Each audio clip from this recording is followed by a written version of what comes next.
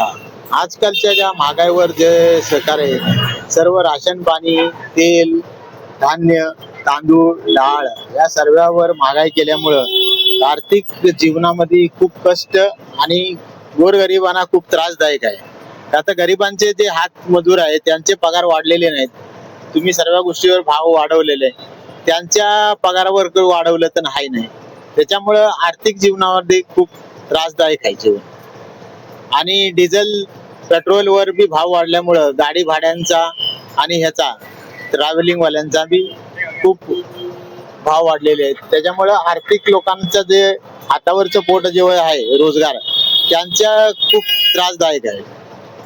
तर खाद्यपदार्थांवर तुम्ही काय सांगाल? हा, खाद्यपदार्थावर जे गहू, तांदूळ, तेल, डाळी याच्यावर बी सर्व गोष्टीवर तुम्ही भाव वाढवलेले आहेत. त्याच्यामुळं आर्थिक जीवनाला खूप त्रासदायक जीवन आहे.